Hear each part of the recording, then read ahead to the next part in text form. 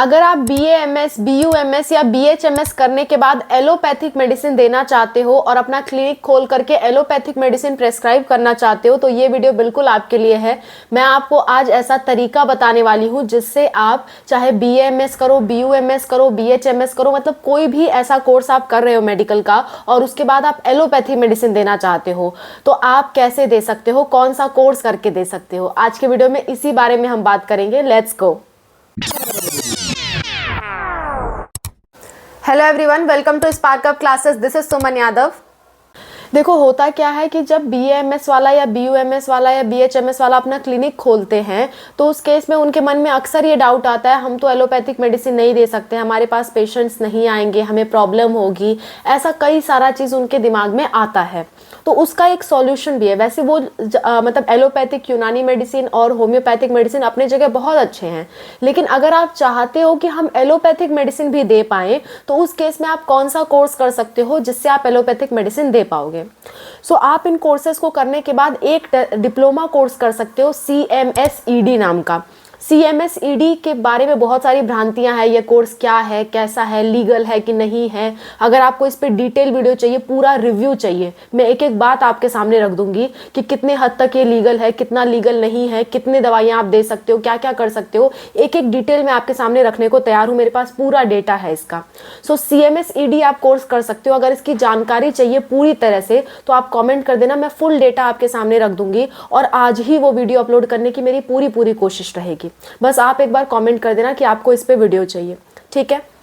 सो जो लोग भी एलोपैथिक मेडिसिन प्रैक्टिस करना चाहते हैं और उन्होंने MBBS या BDS नहीं कर रखा, वो CMSED का कोर्स कर सकते हैं और इसे एक 12 पास का बच्चा डायरेक्ट भी कर सकता है। आप अगर डॉक्टर का कोर्स कर ले रहे हो उसके बाद भी कर सकते हो, वो टोटली आपकी मर्जी है।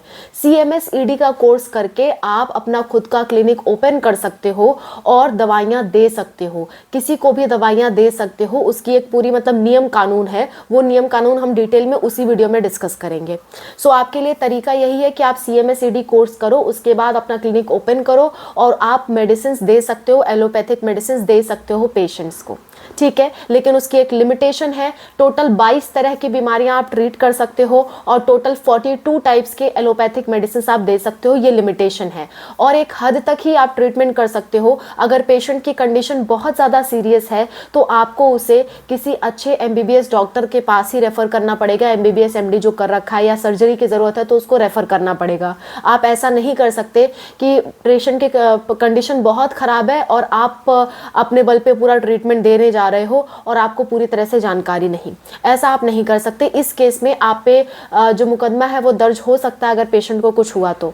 लेकिन अगर उसकी शुरुआती स्थिति है, उसको आप ट्रीटमेंट दे सकते हो तो बिल्कुल आप उसके लिए एलिजिबल हो जाओगे। जैसे सर्दी, खांसी, जुकाम, बुखार हो गया, एनीमिया हो गया, इन सब कंडीशन में आप जो है वो ट्रीटमेंट दे सकते हो। टोटल 22 तरह की जो बीमारियां हैं उनको आप ट्रीट कर पाओगे। मैं आपको बता देती हूँ कौन कौन सी वो बीमारियां हैं जिनको आप ट्रीट कर पाओगे।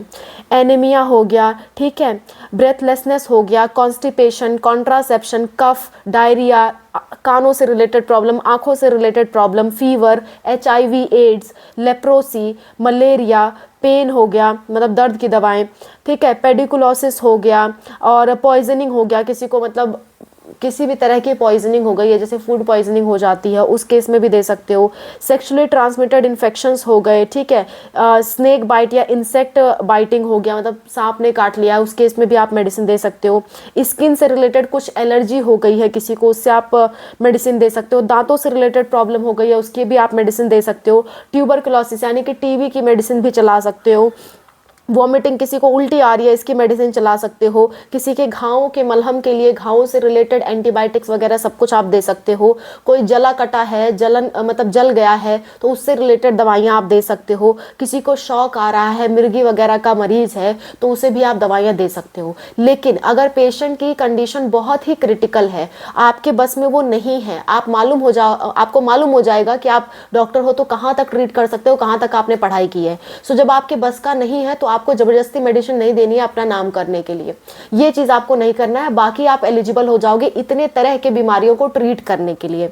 और एक लिस्ट भी है दवाइयों की, उसी दवाइयों को आप दे सकते हो, कोई और मतलब दवाएं आप नहीं दे सकते, ठीक है। सो आप कहोगे मैम केवल इतनी सारी दवाइयाँ होती है, केवल हम 42 दवाइयाँ दे पाएंगे? तो दवाइयों के कॉम्पोजिशन की बात हो रही है।